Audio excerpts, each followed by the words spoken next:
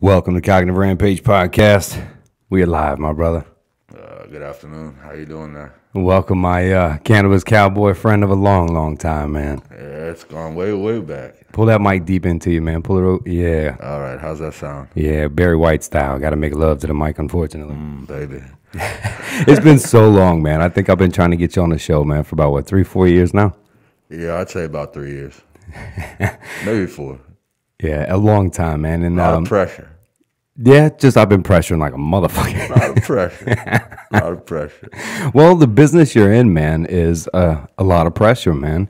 And I don't even want to correlate to how we may know each other, really, because people may put some shit together. So the truth is, man, the business that you're in, man, the cannabis business that you're in is a walking the line business, man.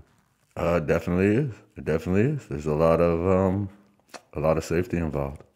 Yeah, safety involved for sure, man. Because being it's still federally illegal, right? At any moment, right? The feds could kind of pick a number, really, and show up, right? I mean, how do they even process? You know what I mean? Why don't the feds just show up wherever? We're actually protected by a statute, so that's not ever gonna happen. The feds just can't come and bust a legal cannabis license. So it is federally illegal, but it definitely is not something that you have to worry about the feds coming to bust down a license or bust down a actually legal operation. Yeah, so that's because it's statewide, right? That's my question, right? Because it's state licenses, right, and federally illegal. So there is a clause that does protect the MMTCs, as they're called here in Florida, from federal prosecution. Absolutely. Oh, nice. That's a good thing, man. Now, if you don't abide by those laws or you are not abiding by the standards, there's a possibility that, It's going to show up. I mean, how confrontational actually is the business? And I reference because when I got out of the dope business and turned to nightclubs, etc. Shit, the nightclub business was just as hard, right? It was still a battle and competition, right? It was some dirty stuff going on, man. And with it being so new, what's the industry? What's the mood of the industry like right now, man? I'd say that a lot of people doesn't realize this. Though the mood of the industry is, a lot of people behind this industry right now have an alternative purpose of like helping. Like a lot of people look at this industry like a bunch of hippies or stoners, or you have a lot of educated people that are working with great passion involved to put something out to change medicine. The perception is wrong on a lot of ends from a lot of people. They think it is like a drug game or what have you. Yeah. It's more of a medical game. It's a medical environment, pristine, clean. Something that I think in the next few years, as people become a little bit less taboo with what's going on and educate themselves, they'll realize that the passion involved is what's actually making the medicine better. Yeah. Unfortunately, right, we don't want to get profits caught up, right? And becomes this medicine where we start skimping on how they produce it. And you were telling me some crazy stuff that was going on in the plant businesses today, that in Colorado, certain things are tainted, and it's already kind of becoming that. Absolutely. Absolutely. People, I'm gonna have to no comment on this one. Yeah. All right. That's all right. No, we'll leave that out. But my point is that, I mean, to start cutting corners to make money, when profit becomes the drive of the medicine, is when you start having issues or things. And really, I like what you state, that what's really driving it is, I think, who gets forgot about are the passionate individuals like yourself that got into this, and the people that put money into this before it was safe at all, and nurseries that took chances, and the people that do it to really help people, where profit's not the drive. Well, you have a different market, as you were speaking about in Colorado. California, you're in more of a recreational market now, so it's a different appeal. Pull that mic all the way up. In Florida, you're in a medical market, so right now it's a little bit different. If we do go to recreational, you might see a different... How long do you think? No comment. Leaving it out. So the business itself, though, it's secretive, right? I mean, from what houses, grow facilities do, like it's kept like it's top secret shit, right? Yes, sir. Absolutely. It's It's always been top secret shit. That's true, right? It's always been top secret shit. It's never not been. It's definitely got less taboo in the oncoming years, and it'll probably get a little bit more less, but it's a natural plant that's been growing a long time. The perception of it is changing, but if you believed in it from day one, other people's perception have to be changed. You've been in that business per se before medical got here, before any of this got here. You've dabbled in it, right? Per se, right? So that's kind of what you mean by the business has been something already. It's been secretive, so adapting to those secretive changes. But I do love how the connection of those that were considered once street thugs, right, or dope boys or growers, actually were scientists the whole time. Absolutely. 99% of them are scientists. They're not really D-boys or dope dealers. They're just somebody with a passion. Somebody that wants to kind of get away from that thing. Like that D-boy dope dealer. I think 90% of the people that grow cannabis don't want that. Yeah. I think it's a terrible look for the industry to grow. I think it helps keep a stigma there. It keeps idiots like Jeff Sessions saying the things he does about cannabis. I think you're right. The idea of that doing harm to it. I mean, it's hard enough to get by all the propaganda that's been going on from day one, much less, trying to get by the drug of it all, the say no campaigns of the 80s and 90s, right? The marijuana being the number one drug, right? All these fucking issues. I mean, and it's still being on the schedule too, as so poorly as, and not having, any medicinal use. What brought you in to that business, man? What was kind of part of your life that made you push so hard to risk so fucking much, man, for so long? Seeing people suffering and the medicine that they were taking not working. And I'm pretty sure everybody's inspired by a child that has seizures multiple times a day, takes a CBD tincture, drop in the mouth, and actually becomes a functioning child. How could that not put a drive in you right there? Proven. People with cancer, able to eat, able to function. People with fibromyalgia, crippled by pain pills, crippled by the pain that they're in. Just a toke of cannabis relieves them. Stops the shaking. Stops the use of these drugs that are they really benefiting you, taking away the pain, or are they really killing you slowly? Because it's a chemical. Like you've spoke of 100 times, chemical incarceration. This plant is not incarceration. It's more of a freedom. Let you free of, first, it's a spiritual thing. Everybody knows that, And then it becomes a healing thing on top of it. It's a shame because of all of the angles that it takes, right?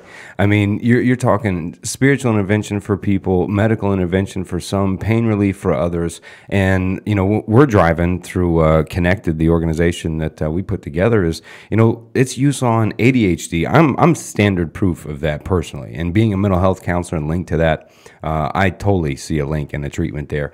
Depression, anxiety, the same thing. I mean, these are treatable without having to take the chemical risk of being incarcerated to the biological and even cerebral connections, the behavioral, the mental connections, biological brain connections that happen, and risk that you take by taking, whether it's an antidepressant or a fucking opiate. It's the same. Dangerous drugs you're playing with there. Seriously dangerous drugs. Yeah, I mean, sometimes I get worried about it, like how high they're making the THC ranges, and all the stuff that starts to come out there. I'm so weary of that, man. Like, they're starting to put regulations on the THC levels that they're going to have out. I've heard that already in Colorado, maybe. But there's always going to be that guy. That's true, right? I mean, even that's why I've often brought up the idea of decriminalization and legalization. And the argument I always get back by somebody else is, hey, baby steps, Adam, baby steps, right? So I say, look, I mean, if we're fighting for legalization for medical use, although this maintains, like you said, there's always that guy in the black market, right? So if it's still medical, a black market still exists for those that may not qualify legally. Eventually, big pharma is going to take that and wipe it out. But the black market is around, I don't know, $8 billion a year industry. We're talking just marijuana? Yeah, cannabis. Jesus. Yeah. Wow. It might be even more. Man, and that's the black market version, right? So this is why people make that argument, right? If you want to attack the cartels or anything like that, right, is to legalize, right, decriminalize, make that all. But I would disagree that from what I've learned and where it's gone, maybe you can, maybe birdies know, is they get that and they know everyone's growing it anyway. It's 26 states now in the United States. How long before ever? They're not idiot business people. And it's turned now to almost manufacturing crossing over fentanyl. That fentanyl and that people, what they end up doing, the issues is a lot of, sorry, I'm going to go off a little filler, is a lot of people talk about heroin being this bad drug, opiates is the issue, when the truth is it's a majority, 75% of people that actually OD and die, it's because it's been mixed. It's fentanyl and heroin, right? So what people do, you probably already know, just educating those listening, is in order for dealers to keep up, is they lace their heroin with fentanyl, so it gives you a push, a bang, it's a harder thing. Well, sometimes it's too much and it's killing people, and that's the majority of overdoses. So now what's happening in Mexico and other places where cannabis used to come from is you're seeing they've now figured out a way to synthetically make fentanyl, and they're ordering the ingredients from China, making fake fentanyl, synthetic fentanyl, if you will, mixing that with the heroin for pop, and then sending that across. And this has become the major export, really. Of course, it's the number one thing in our country right now that's taking everything down, right? Yeah, 60% of people take a pill to go to sleep? A little less than that, take one every morning. They wake up. That's not including vitamin supplements and natural things. That's actual. So what you're saying pretty much is no matter how you try to counteract the Mexican cartel, there's enough money behind it for them to just do whatever they want anyway. They're going to pick up on the next fad, the next thing coming, and they're going to run with it, right? Yeah. Yeah. All right. Yeah. So we're fighting an endless war of nothing, right? Some wall put off across Texas all the way to California is supposed to help this too. Yeah, great idea. You're exactly right. Yeah, it's not happening. I mean, I like Portugal's approach is decriminalize, legalize everything, and allow people to make their choice. Allow people to choose. Portugal thought some people that were against it were like, well, I have a huge drug epidemic. Drug use went down. Alcohol use went down. So many things went down by doing that. And I don't know. I mean, it looks like the big pharma should be paying our military costs to defend against the drugs coming across the border, because they seem to be making a dent more in their product. But the issue is they put these drugs out, whatever the new opiate may be, or whatever someone's taking, Oxycontin. Could you rewind that back real quick there? You said the military should do what? I said the pharmaceutical companies should be paying for any of our drug war fights with the border, because really it's fentanyl and heroin that are putting the dent in their pharmaceutical sales. So I'm pretty sure they're hand in hand in some way or another. I didn't want to say it. No comment. Yeah, I didn't want to say it. I'm like, I'm gonna just float some shit out there. Maybe somebody else. I'm not the one in a mask. You know what I mean? Oh my God! I tell you what. Yeah, but it's all interlinked. Oh, you know it is. It's all this way, and so hence the fight against a flower. That essentially. Wow, hell, it fights most of the medical conditions not even related to pain or mental health disorders, cardiac issues. It helps all of these things. Menstrual problems. God, point it out. Inflammation, pain, all kinds of certain things, but it's too easy, right? They can't make the money, and we know that story, right? And hence the fight. Well, there's a CVS and a Walgreens across the street on every corner in every neighborhood. If you could plant your medicine in your backyard and go out there and make a nice tea, or, go through the whole process and roll yourself a nice medical cannabis joint and feel better, relax, kind of takes away from big money. Yeah, yeah, that's it. If I can grow my own tomatoes, that's a wrap, you know, and it should be treated as such. It is a wrap because I think tomatoes right now about $5-6 for two of them. You know, so you got a dozen out back for $1 seed. You're already ahead of the game. So Yeah. that's what they got to find the balance to right now. I'm pretty sure, and when they find that balance on everybody getting their hand in the pot, Yep. Then they'll let it so go. to say. I didn't realize your fucking pun there. Walk right through. Well, I put the hypothesis out there that the red states have sat back and watched the blue states legalize and even eventually decriminalize in some, and they've made tons of money. And then the red states go, all right, well, they're doing that because they're broke and their mental health system's drowning, so they got to make money. So they just found a way. I know they look all socially liberal, but they're just broke.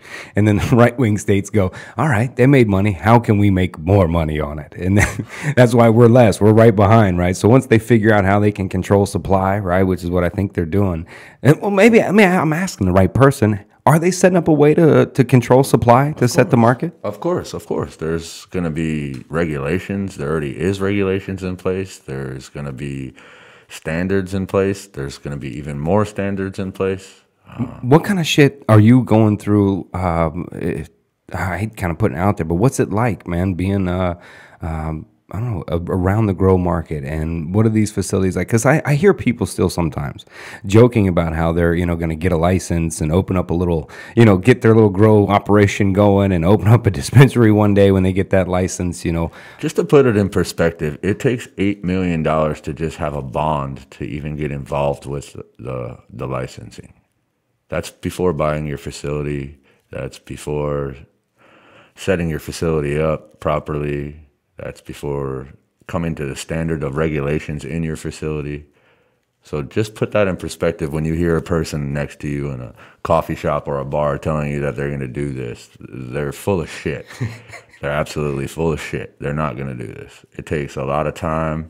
It takes a lot of investments, and it takes a lot of patience and knowing the right people and having them believe in what you believe in, which is pretty hard these days. Yeah. You got a lot of people talking and not a lot of people showing. So Yeah, that's why I point out, companies like CanAMD or even the media outlets like Canna Chronicle, all of us that come together to do this CannaCast, even MMTCs, laboratories, ancillary businesses, people, I call them kind of heroes because even if they're big investment companies, they're still taking a risk walking into a federally legal, state legally sort of gray area, if this is okay, and putting, how much money is, are like, say, a typical company by now had to have sunk into their operation? Man, I can't really comment on that, sir. No, so, we're ranging 100 million to 20 million, depending on somewhere in that ballpark. 2-year operation in a ballpark of $25 million. Good God. That's just to get in it. That's just to start growing. Because, where we're at now is we're in Florida, specifically speaking, is what we talk about it a lot, is where medical cards are legal. We've covered the certain diagnoses that are available, right? But on the actual operation end, right, the paperwork may say that, right? But where are we on the actual distribution end, on the dispensaries open up, access, ability? Where are we really sitting with that? It's $1 million to open a dispensary. One Holy. dispensary. Not to mention, like the amount of sacrifice you have from an investor to believe in the deal. Then you have the people on the other side that are working towards the goal. The people with bachelor's degrees in horticulture, bachelor's degrees in biology. They're risking their credibility because, like you said, it's not federally legal, right? Yeah. So they risk their credibility putting their passion into something. And you have an investor putting their money into something that you're passionate about. So all this comes together where people think it, like you said, is a D-boy drug dealer thing. It's more of a doctor, scientist, caring individual that's creating the medicine for these people in Florida. It's not some, let's per se, young 18, 19-year-old kid with dreadlocks listening to Bob Marley driving down the road with a Volkswagen Beetle, And Yeah, it's not like that. No, sir, not at all. Yeah, I came across some working professionals, really, really working professionals. Well, some of the stuff you're telling me, it's like a fucking military fortress. Absolutely. Everybody has to be protected. It's a serious, serious ballgame. That's why I haven't come on your damn show for the last 3 years. That's true. You have. You stayed off because It's not only my protection, it's everybody's protection involved, you know. You have to be very safe, man. Very, very safe. Yeah, especially if communities are unaware of what's going on, or if they're getting aware, and people are so jumpy, they don't get it. It's crazy to talk from this politics to police officers to somebody that might want to harm you that doesn't agree with what you do. It could be a church, it could be a D-boy or something in that. You know, you never know. You just never know. You have to be very, very careful, man. Very careful. Yeah, and plus you want to keep your the standard and credibility of yourself and the company you work for, of course, is important. So, yeah, the product, what you represent, how you're doing it, how it's delivered. Yeah, that this is. I mean, I can't help but go, well, this is like the dope game brought to life back then. Your product is what people brought you coming back, how you treated people, how things were right on time, how things worked. Like you said, you know, some of us were scientists back then. Some of us were marketers and great salespeople and organized businesses, if you will. We actually had operations. You know, these were things that are starting to come to light now that, you know, we did on smaller scales. You know, I made of neighborhoods and whatever. I don't know who you're talking to. We. I'm referring the general we, allegedly, yes, absolutely, not the general absolutely. we. Yeah, allegedly to all this, but to see those sort of ideas, you know, that are typical business brought to light, that are not only bringing this medicine to people, but have become beautiful business models of organizations through nonprofit organizations, research donations. The way it's organized and been brought to light, man, is something I really step back in and proud of. Actually, the United States doing is how far we have come to, you know, getting past those facades of what it is and what it looked like, and actually, I don't know, bring the truth to light about what this really is and means for so many people. What it means for our generation is an alternative motive to take this pill, and then if you die or your leg falls off and your ear starts growing pus out of it, then call us and you can sue this company 10 years later. We know this stuff works. We've utilized it for the last 20 years of our life, you know. It's not anything that it's going to be new to us. It's just convincing everybody else that this is a different avenue and a different alternative to what you've thought is what works. I think you remember back in the day, our grandparents didn't take much medicine. Mm-mm. No, it was organic stuff. My great grandma passed down this thing called kerosene and camphor gum. This mix of pain relief stuff that if you'd probably light yourself on fire. I mean, but you'd rub that on anything. If there was a problem with anything, it was this brown bottle she had with some tape across that said kerosene and camphor gum, Granny's mix, you know. And my dad was rubbed that on sore muscles. So medicine and synthetics have access to it, man. And then all of a sudden, after their generation, it's just like everything is a pill. It started with the vitamins, and then it went to all this other crazy nonsense that fixes you for 5 minutes and fucks you up for the rest of your life, you know? That's a hell of a definition. I think I'll just stay the hell away from all that shit, you know? I don't think I've ate an aspirin in 10 years. Yeah. Don't have a headache. Right, yeah, that's the difference. Yeah, I don't need the aspirin because I don't have a fucking headache. Don't have a headache. Yeah, it was the oxygen level. Even my poor mom, I love you. She's just one of the smartest women I know. And she still just can't get over the smoke inhalation, the idea. And I'm like, look, the flower smoke inhalation, as long as not through a blunt or something like that, it can be healing. It's a healing type of smoke. Thinking, you know, a treatment of some kind. They're like, nope, smoke in the lungs, that's called cancer. And you're like, oh. No, it doesn't cause cancer because their perception of smoke is this cancer stick, you know, right. What I like to call government weed. Yeah, you know, like Marlboro, Parliament, Newport. Government weed. I tell you what, I've been around some people that smoke, and they always say, oh, I'm a smoker when I drink. You know, that's the 99 percentile. You know, I only smoke when I drink. If you can suck down 9 cigarettes in an hour while you're drinking, I'm sorry, you're a smoker. Yeah, yeah. You're a smoker. You're a smoker. Nothing against you, but just own it. You're a smoker, and that pollution going in your lungs is definitely not good for you. Cannabis vaped, cannabis oil, cannabis tincture. It's processed in a laboratory. Food grade. You know, it has to be top notch. You know, everybody's wearing gloves. Everybody's dressed like a scientist. Everybody has the most clean possible environment that you could possibly be in. They're entering a shower before they get into work and changing into a uniform. They're leaving work, taking a shower, changing out into their clothes and going home. When they come back in, they're taking a shower, changing into the uniform. The process is almost like a hospital, I'd say, per se. Yeah. Yeah, it's not a joke.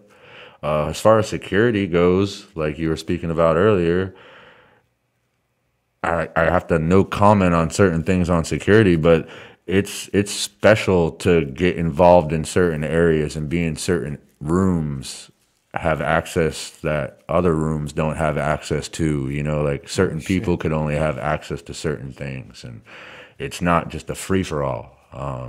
There's different departments. Different departments have different accesses. So there's no need for you to be in a department if you're not in that department. You know, different colors, different things like that.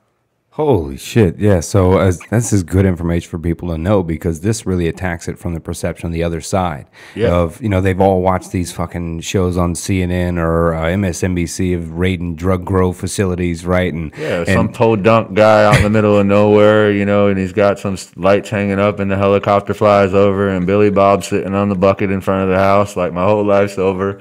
Yeah, we all seen that, but that's not what we're dealing with here. We're not dealing with that at all, sir. You're dealing with like a very, very professional corporate environment now. It's different. It's a lot different. Yeah, if I'm in the corporate environment, I would have to wear a mask the whole time just for corporate protection, man. I'll take the street. I ain't worried. It's some corporate headhunters that come looking for you, man. Next thing you know, you're like, wait, I used to own this business. What happened? Yeah. The thing about corporate is that it's a beautiful thing for everybody, though. You know, those street level guys, they only get a certain time to shine. You got a certain period of your life. How are you going to do that till you're 90 years old? No, you can't do that till you're 90 years old. You're not going to build a foundation upon that. So when you bring it corporate, you give other people an opportunity. Other people, like you said, you got security. You know, you've got drivers. You've got people that work in dispensaries now. You're creating a job market for numerous amounts of individuals. You have HR departments, you have maintenance, you've got lawn people cutting the lawn outside, keeping the facility nice. You've got all kinds of different things going on where jobs are created. And a lot of these places where they are created are towns where maybe there isn't a great industry or there aren't great job opportunities for young people coming up to get out of that town and maybe pursue a different career somewhere else. Now, cannabis has just become legal in Florida in the last few years.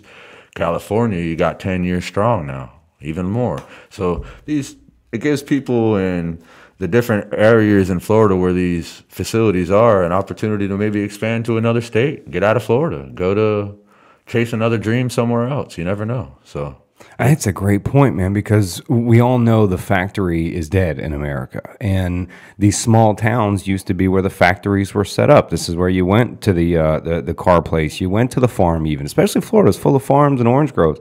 And now with huge manufacturing farms, you don't have it anymore. So the family farmer is gone. So these small podunk towns, they don't have shit.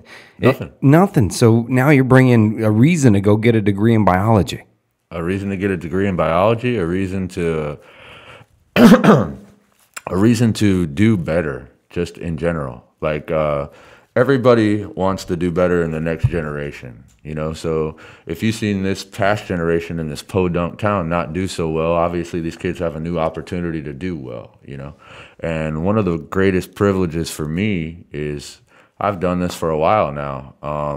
I've never had the opportunity to teach anybody, you know, these kind of skills or show them the passion you have for something that you have to keep hidden for so long. You got to keep inside, you know. You can't let people know about this kind of stuff when it's not legal. So to show somebody with a biology degree a plant that they've never seen in a book or studied in school and turn it around and to watch them apply their knowledge to a plant that you have knowledge for, whoa, man, it's a great connection there. It's amazing.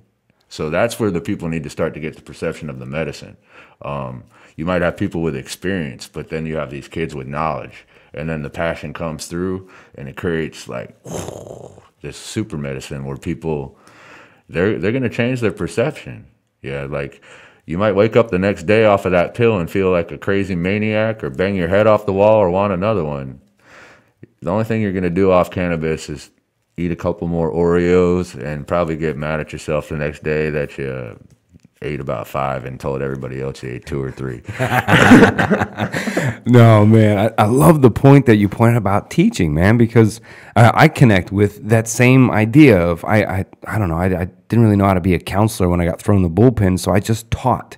I just started teaching. And so I think about if I was a counselor and I couldn't have taught that to help someone, rather than me go try this and your feelings, and I would go, here, they taught me this about this, right? Apply it on your own way. If I couldn't do that, I had to sit there, I'd have lost my fucking mind. Well, I did anyway, but I would have lost it. So the idea, man, that's so cool. I'm sitting there like, that's right, man. So the idea of what we, or you or anybody used to have to keep under wraps, that was knowledge that actually built medicine, can now finally be passed forward. And to hear the enthusiasm of the street knowledge, the experience knowledge, meeting with the books, and that excitement of teaching a young scientist or a new graduate botanist or something. I wouldn't actually call it a street knowledge. Let's go with like an underground knowledge. Yeah. Like underground knowledge. Because you're growing not in the street anyway. I mean, to say it's a street thing, it's never really been a street thing. It's been like a joy, happiness, hippie thing for a long time. I appreciate that. That's a good correction. Let's go there. I'd say the perception's changed in the last 10 years with maybe the rap game,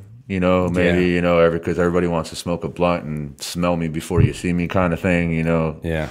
Same thing with the music loud as hell in the car and the rims spinning. So that's where you get that perception. But the real perception of marijuana came from like Jack Herrera's time. You're talking 60s, 70s, love, flower child, free spirit kind of thing. And I feel like that got lost. I don't know. I remember back in the day, Mama said that history kind of repeats itself over and over again. If you look at the times right now, we all got these damn beards and people dressing like hippies, and pot's about to be legal across the whole country. Oof, man. Kind of an epic changeover. Seems like it's a revolution coming or something, man. Yeah. I've often questioned the baby boomers almost did it, and then they just quit and put on the suits and became what they were fighting, They got scared. We got that. Generation X has that little bit of I don't know if it's polite to say fuck you attitude, like we're not going to listen to what you say. We're just going to dream it and live it. Yeah. Yeah, I think, why not, man? I think, and that's a lot of discomfort between the generations, is because the other generations just typically on a larger scale conformed, got the job, got the health care, had the 2.5 kids, right? They conform. So they look at the younger generation saying, what's wrong with you guys? You're not conforming like we did going to college. You're believing in some celebrityism idea or togetherness of some idea. And they really seem to push out. And that's, like you said, very similar to the 67, 68, that same pushback, including the same amount we're talking about racial issues today, as much as back then they were talking about racial issues, man. Right on point, man. They did sell out, though, so... Mom and Dad, I love you, but y'all sold the fuck out, Sold out. I followed a passion and a dream. I've had a lot of people tell me in my life that passion and dream would never work, and I wouldn't be there, and I never have it. And I don't know, this is going to be the illegal business, underground business forever. I have health insurance. See, I love it, man. I'm protected by a security force that couldn't create on my own. I work for a corporation. I don't work for mom and pop. Yeah. So not that is a bad thing by any means, but well, I love for any person that's going to watch this, that's in a younger state and they have this dream in their mind, keep that dream in your mind, because I'm living proof that if you keep the dream in your mind, it eventually becomes a reality. And the reality and the perception might not be somebody else's, but it's your dream. That's why it's nobody else's. That's why I love that you're sitting there spouting it, bro, because you're literally sitting there with I hear them. So, well, get a real job, get a degree. You do go back to college, do this, do that. Yeah, here it is. I got to wear a mask, but hey. Yeah, but you're here. But that's I think that's a huge emphasis. The thing is that I'm living. I'm feeling the flow. I live what I love to do. I don't wake up every day and go to work. I don't wake up every day and go, another day at work. You know, like, you know me personally. Sometimes I'm at work until 8 o'clock at night. Sometimes I'm at work at 4 o'clock in the morning and I'm there till 8 o'clock at night. It's because I lose perception of time. Flow state, man. Flow state when you're in the growth state. I lose perception of time. I'm living a dream. You know, like, to walk around and know that everything that you put in your hands on is eventually going to heal somebody. It's powerful. It gives a vibration to you. It starts to make sense. You know, like, your purpose found you.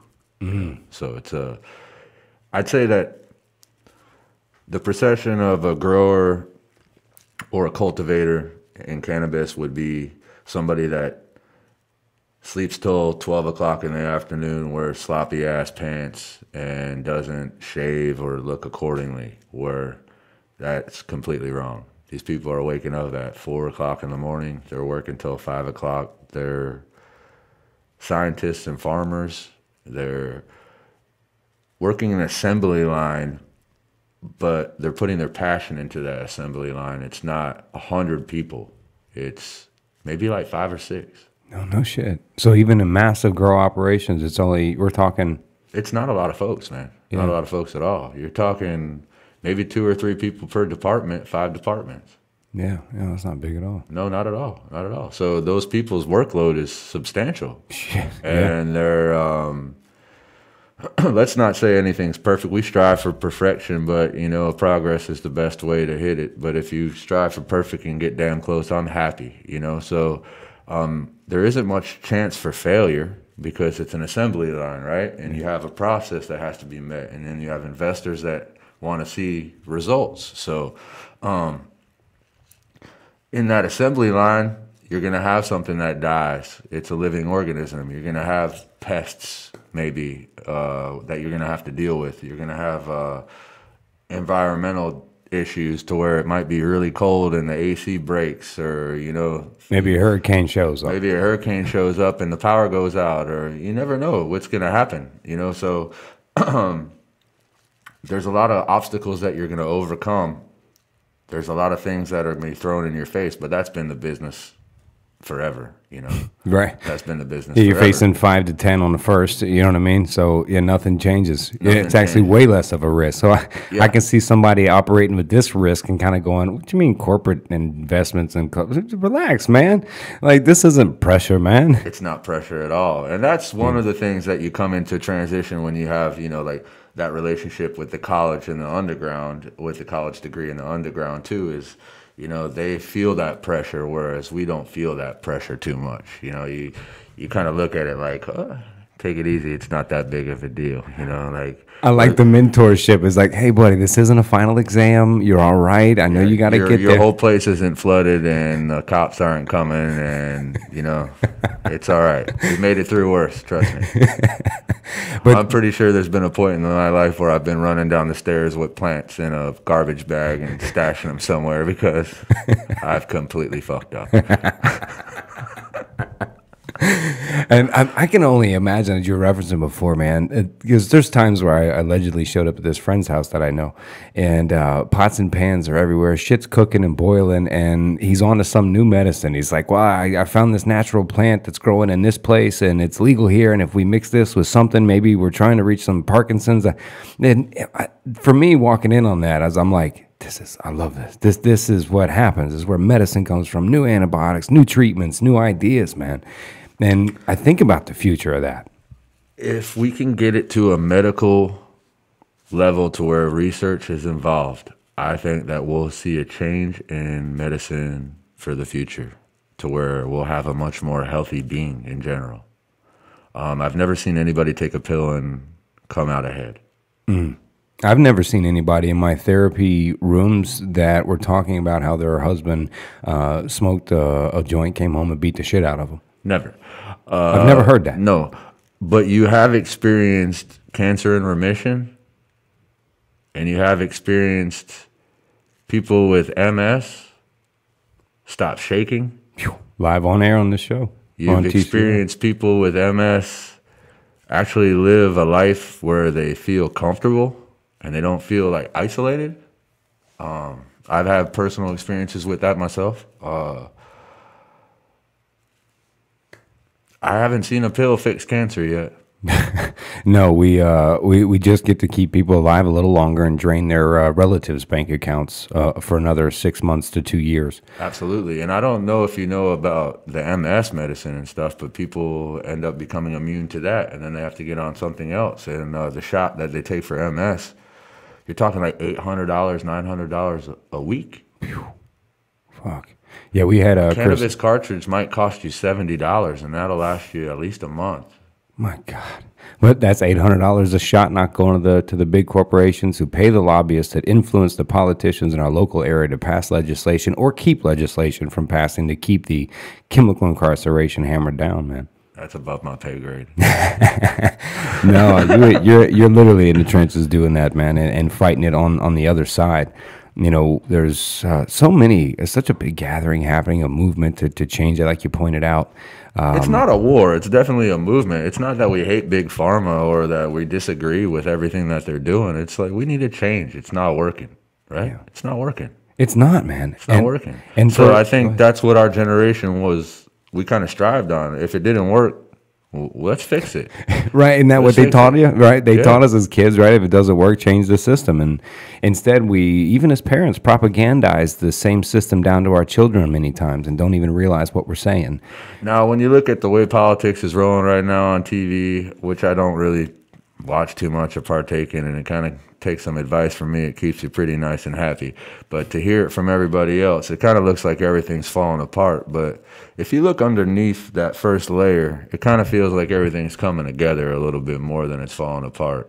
Like it's almost a deception, you know? And if you ever read The Art of War, deception is pretty... Keep the citizens believing it's chaos, then they need your government. You need us to be in place. There's threats of missiles from nuclear, right, from North Korea. Keep them in fear, keep them threatened, keep them distracted, not realizing the foundation underneath is actually cracking. Or we're going to all get together and smoke some cannabis and kumbaya, you know? So, like, let's get everybody separated in fear of what's actually not going on, because what's going on can change what the perception of this bullshit politics that is going on, you know, like it'll stop. It'll be over with because people will have a brighter mind. They'll be elevated. They'll be uplifted instead of keep listening to this fucking garbage, man. Well, not to mention, if we can get one person off of or not having to take an antidepressant, antipsychotic, what they're finding now is a link to a lot of the mass shootings had interaction recently and or were taking things like Prozac, Zoloft, and antidepressants, and still not working and moving to these decisions making, right? And so I'm pretty sure that's been the last 15 years, man. Every damn incident that's going on. Let's put out the research on that. Somebody show me that research right now. And all these instances in the last 10 years where there's been a mass shooting or some maniac that's flipped out. Let's see what they're on. I want to see their pill jar. Oh, they are. They've opened them up, man. Yeah. The recent guy, the most recent, the kid at school, Prozac, Las Vegas shooter, Prozac, Zoloft before that. So these are literally. So what you're telling me as a psychologist, psychiatrist, is this is a Band-Aid. Oh, God, yeah. Superior Band-Aid that it doesn't work. Well, the way they're supposed to be treated, the way antidepressants are supposed to work, including opiates, including Suboxone, which are supposed to get you off of them, is they do a thing called titrate. Is you're supposed to take the antidepressant. Now, mind you, 1 in 5 are going to work. So whichever one they try you with is the one they're backed by and told to push. But outside of that, you rolling the dice just to see if one works. And mind you, like you said about MS medicine, antidepressants only work for a little while and eventually they stop. And you got to find another one. So you got a 1 in 5 chance of finding the one that works. Good luck of finding one after that. So you're supposed to titrate. You're supposed to take that in hand with therapy and behavior modification, and with that you can get better results, and then you titrate off the antidepressant. They're too busy convincing people depression's a disease, addiction's a disease, it's not your fault. So pills become, if I have a disease, well, I have to take it all the time. And we've gone as far as taking the sleeping pill, Ambien, which is supposed to be a titrate, not to take your whole life, where people are taking every night. I mean, so it's not even applied properly in the mental health system today. It's not used to titrate. Some do. There's some soldier doctors and psychiatrists out there that force titration, force you off the medication, and I think they just leave. But yeah, essentially that's Yeah, that's what's happening on the But when a kid that age taking an antidepressant and it's not supervised and is playing Vice City on an antidepressant, you get situations like we just had, right? Yeah. No, you do. You roll the dice, because imagine if the risk is you're willing to go insane enough to possibly want to kill yourself. What age what is other the side? brain actually mentally developed? For females, it's 25. For males, it's around 21, 22, I believe. Somebody may correct me on that. The female one, I'm pretty sure they. So take if you're a little giving longer. a kid an antidepressant with an undeveloped mind, is he really depressed? Yeah. Well, let me. You ready for this shit? I'm gonna piss you off. Here's the thing. So here's what everyone take. They say, well, it's a serotonin and dopamine imbalance in your head, and what a lot of these antidepressants that they work on the dopamine, serotonin uptake inhibitors, etc. So SSRIs and stuff. So there is no research out there whatsoever that links serotonin and dopamine directly to the effect or cause of depression. It's a theory. It's a theory. It's a theory. I'm pretty sure depression has a lot to do with environment. Yes, and so that is the social Probably consensus. like 60% to do with environment. Oh yeah, I'd go further. I'd say another 25% to do with attention. Well, include their past environments. That also. Right? So That I'm going to also. take your present environment, then your past environments, and somewhere your biology and genetics are in there too. That's probably like a third of it. Probably in genetics, but that has to also involve environment, correct? Yeah. Yeah. Right. So we still treat mood disorders like depression and PTSD as if they're chemical imbalances with pills, when the idea is now most of the census that knows what they're talking about, it's a social disconnection, a lack of support, a supportive community, connected to the people around you. All the things that, well, It's a Band-Aid. Yeah. It all points back to a simple Band-Aid. Yes, if sir. you're parenting the right way, you're not $1 going to Band-Aid. have a depressed child. I'm sorry to be so blunt, but it's true. If you're parenting the right way, you're probably not going to have a depressed child. And if you do have a depressed child and you're parenting the right way, he's probably not going to be depressed for too long. Yeah, and check the schools, check the environment. What are we actually telling them to conform to? What are we eating? What are we drinking? What are we putting into the body to create? That's where we get back. Now you're going to put a pill into them too? Come on, man. Yeah. Come on, man. Yeah, let's start with natural remedies first. And let's start with driving to the park instead of the doctor. Well, when the society exists that says treat first with an antidepressant has a side effect of suicide, and cannabis, which has never killed anyone, even by accident, that's illegal. Have you ever been around anybody with autism? Sure. Would you say that it takes a patient person to be around someone with autism or Sure. a child with autism? Sure. Have you seen responses from children with autism to patients? Yeah. Like if you take the time to take the time, I think a lot of times too in these schools nowadays, when we went to school, I think my 5th grade teacher was probably like 60 years old, man. Yeah. If you go to school now and look at a 5th grade teacher, they might be like 7, 8 years older than the kid that's in there. I mean, that's exaggerating. But good point. Like 20 mentally, you know what I mean? But like 25-year-old, 26-year-old elementary school teacher that doesn't have a kid that's trying to take care of a. Hell, their brain's not fully developed if they're under 24, 23. They're still running around drinking and partying and acting like a fool, and then they come in trying to raise somebody else's kid. Man. Well, yeah, the pay is System's shit. kind of shit. That's So what it is. Who really. gets the job? You're not retiring on that job unless you're a principal. So the idea is it's a fresh out of college job is what it is. Go be a teacher, get paid, I don't know, $4 an hour, and deal with sick kids that are actually sick due to the environments more per se than their actual themselves being chemically imbalanced. I think our friend Mike the Messenger would definitely say that's a big part of it. Yeah. I would, man. I hope, that's I don't know, I posted the other day on the Tribe of Change thing I was doing. If a miracle happened overnight and I woke up, what would have happened? I asked people to kind of then dive further beyond that. Play your miracle out and see if it really is a good thing, My miracle is, man, it's not anything to really do with cannabis, to be honest with you. Yeah. It has to do with more of everybody putting love into something.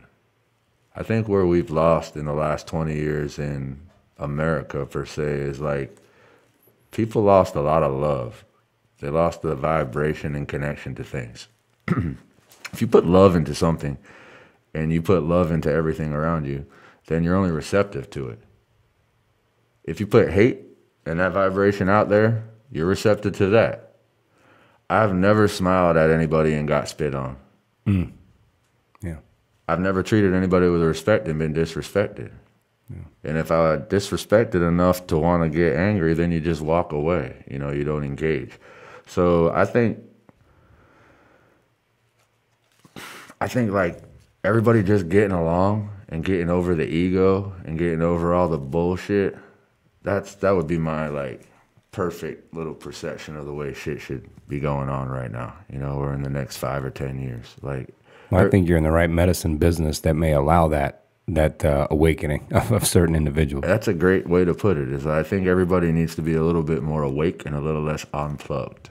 You know, like there's a lot of people unplugged and disconnected, and they're claiming this connection. The other thing is the social media is selling the brand to these people is all fake. You know, like they're on there on these social media sites and they brand themselves as this positive individual and this and that. They're faking it. You know, like you don't have to brand that. It's you live the way you talk. You live that. You know. We also have a mutual friend that showed us both that love is it's a pretty powerful tool, man. Yeah. It can connect people across the whole country. You know? Randomly. At the times they need it. And I've sent more than one individual to see this person. And no, I'll put that on Front Street for myself, man. I was in the middle of going through a divorce, and it was rough for me, and I took off across the country driving, and I happened to be driving through a town where a wonderful lady, I'm going to put her out there, man, is Mama D exists, and happened to be driving through there about the time you're going, I need you to stop since you're driving across to this little place called Sedona and look for her. And I'm like, well, fuck, dude, I'm here. And you're like, no shit. And right there, an introduction, and that was a beautiful thing for me too, man. If it wasn't for her, I probably wouldn't be doing what I'm doing right now. No shit. No, not at all. When I met her, she told me to follow my heart, follow passion, follow what you love. All seem crazy, you know, because this world is crazy. Or the East Coast vision is a little more crazy than the West Coast vision. We're a little more structured, so. To say when I met her 8 or 9 years ago that I'd be growing cannabis legally in Florida, I think we'd all laugh at that. Well, hell yeah. There was no talk about it at all. No, we'd all laugh about that. But that lady has a certain vibration that we can all connect to. And if you connect to that, you're going to feel a little bit different push in life. And that push, it becomes a drive. That drive becomes a vision. That vision becomes a dream. The dream becomes a reality, and then it becomes a lifestyle. And that lifestyle is beautiful. And I'm sure when you met her, she's living her dream and living her lifestyle, and it's a beautiful thing. Yeah. She doesn't stop laughing, doesn't stop smiling, doesn't stop sharing, doesn't stop giving, because she follows her heart. So when you get that connection and you're able to follow that, sometimes it might lead you the wrong way, but you end up catching things a lot faster than normal people catch them. So it doesn't become devastating. So I think when that perception comes around for everybody and everybody comes interconnected again instead of disconnected, we'll have a much better environment to live in. It's much nicer to walk past people and say good morning and hi than put your head down and walk past them, you know? Yeah, and don't look at people. You talked about connection once before, a difference between attachment and connection. And I think social media, creates that difference or that illusion for people to where I am attached because of social media. It's attached us all. Now, they use the word connect. It's connected us all. But I like the way you covered the difference between the connection and the attachment. And I think that's an influence here with the social media aspect, even cannabis. Well, attachment is something that you're seeking. Well, connection is something that you want, right? With everything. But attachment is something that you get when you're seeking something that you want, and you're kind of, I wouldn't say misled, but you're definitely not seeing the right way. So you're seeking a connection, but the attachment comes when you want something so bad that you're looking for that connection in something that doesn't have it. So fucking no, it's deep, man. There was a podcast where you and I were talking on the phone, and I wrote these notes down when you brought this up, and I did a little podcast on it. I did a little version about the difference with connection and attachment, things you're connected to, and we even talked, because then I was like, you know what though, because you had me marinating hard on the difference between the attachment and the connection, And the attachment being something, like you said, we grab onto along the way that kind of distracts us in a hope for so bad that we found it, that we attach to the false ideas and are no longer open to real connection. It comes with fear first. Like, that's where the attachment comes from. Face everything in rise, or fuck everything in rage. Any way you want to look at it, you got this fear of the way you perceive things, or this list that you have that you didn't really create, society created. You know, nobody has a time frame. There's no set time frame to the way you need to be or the way you need to live. So you've become attached to something because you think you're supposed to be that way, or supposed to be a certain way that society perceives, or this timeline has been placed out. Like, you graduate high school, you're supposed to go to college. You're supposed to have the hot girlfriend in high school and the hot girlfriend in college, marry her and have kids. You know, American dream. But that's society's perspective, you know? So that puts a little pressure on some people sometimes, and that's where that attachment comes in.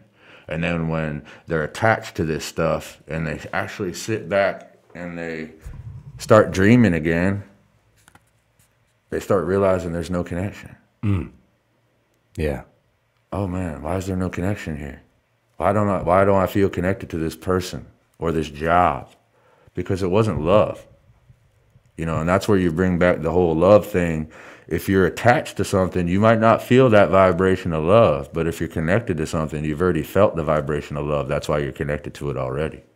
But and then I hit you back after about 4 days of me going, fucking hell. And I said, you know what? I don't think we're guaranteed how long that connection lasts. Never. You know what I mean? We're not told it could be 2 years, it could be 2 weeks, maybe it's a lifetime. It's a lifetime of connection, but the point that it's in your life you don't know how long it's going to last. The connection's forever, but it just comes through sometimes. It might stay, it might go, but there's a reason you were connected to it. There's a reason you felt that vibration. You wouldn't have shared your time with it. Are you attached or connected to cannabis? I'm completely connected. There's no way I wouldn't be attached to a thing that's provided so much stability in my life and so much healing. You know, the other part of it, it's made a lot of other people happy. I see them smile every time I see them. I would agree. And that joy in itself is like, I put my passion into something. I give it to somebody else. They have a passion for it. They express their love back to me. It's a full circle, man. It is the full circle. I mean, it's the full circle. That's what you want, right? You want to do something that makes a difference in somebody else. You don't want somebody to grab something that you've done, or grab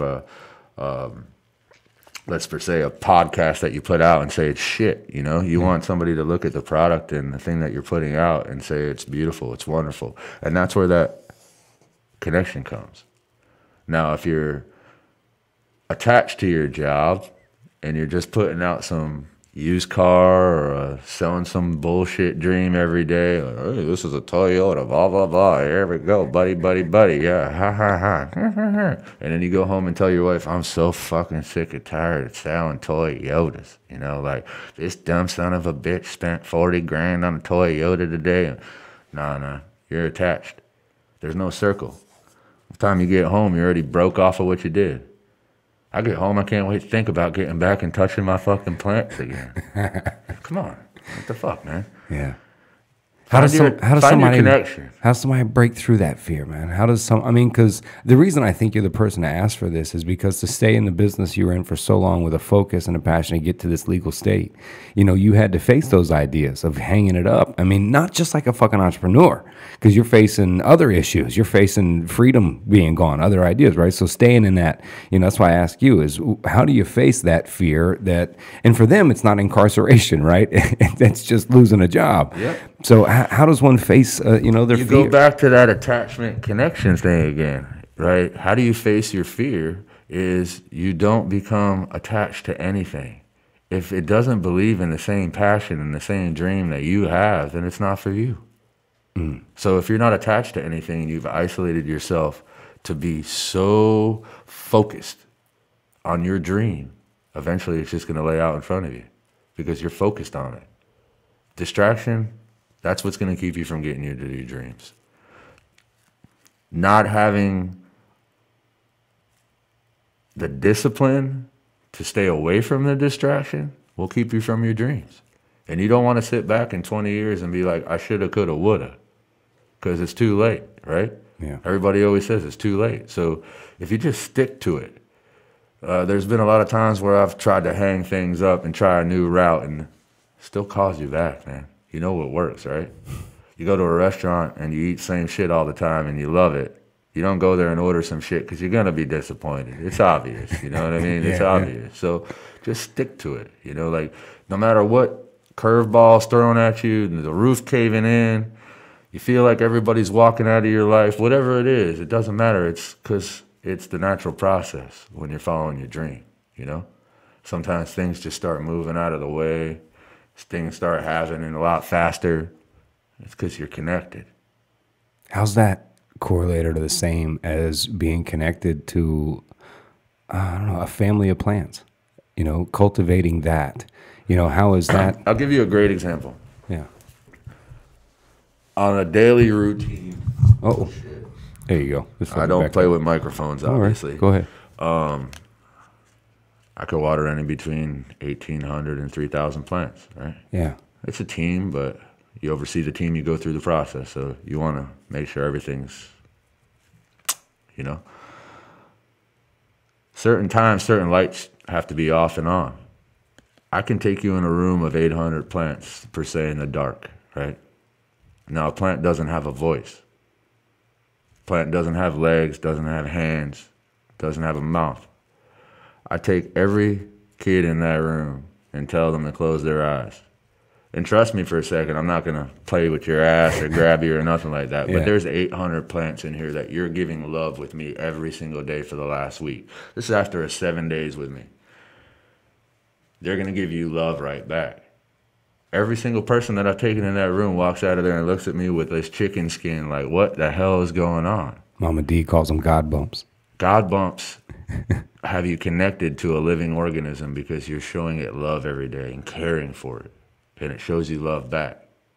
So if people start to realize that everything that you put your energy out to puts energy back to you, right? So if you put a bunch of bombs out there, expect a bunch of bombs to go off. But if you put a bunch of love out there, it's only going to come back. That's why I send people to Mama D. That's my only way to respect the love that she showed me. To send people back that I know have the equal love in their heart. I can feel it. I just don't got the code to crack it. And you know as well as I do, she's got the code. Yeah. She's got the juice. Yeah, she does, man. She got the juice. I don't care who you are, where you come from, how you act. She'll crack you. Then I love even there's science experiments. They do them in ninth grade science classes even, where each child takes a plant and one half the classroom yells obscenities, mean things at the plant for a while, and the other half says nice things to the plant, and after a while it dies. The ones with bad things die, the ones spoken softly to and kindly to grow. Yeah, I've hugged the plant. Please don't die. I love you so much. Boom. No shit. It's not instant, but I mean, after a week or so, yeah, you're gonna get really. Some You're results. going into a place, hugging and loving the plant every morning. morning. That's what I just explained to you. It's throwing a vibration back to you. You're giving love to something every day. You're giving it life. Yeah. You're giving it water. You're giving it light. You're providing an environment for it to thrive and be the best it could possibly be. Right. Yeah. Now, if you went in there with a piss poor attitude every day and you're throwing, let's say, shit water in there that doesn't do anything for the plant, it's not going to give you the same result. That's the thing that people don't realize in this business. It's you can't get results out of a living organism if you don't have a passion for it, okay? Mm-hmm. You don't go to a zoo and see a bunch of animals that aren't fed healthy, looking great, and, you know, like, there's passion involved with a zookeeper. Yeah. You know, there's passion involved with a farmer. That's what we are. We're cultivators. We're farmers, pretty much. 9 to 5, 5 to 5, actually, killing yourself, working hard, filling up dirt, dirty as hell, smelling like shit, washing, cleaning, no pride, because you got a passion. You know, you got a passion for something. You got a passion to change what you see around you.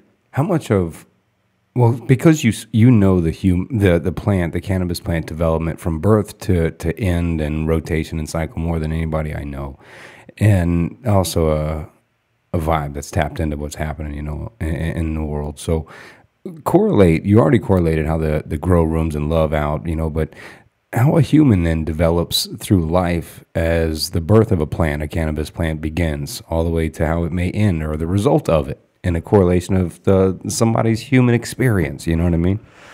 For example, you got a hurricane comes through and takes down everything. Most people would take down your pride. It's all your hard work, knock you down on your ass, you know? But that's what life does, right? It knocks you on your ass. Yeah. What cannabis teaches you is that no matter how life knocks you on your ass, you're going to pop back as long as there's love involved. That's the secret.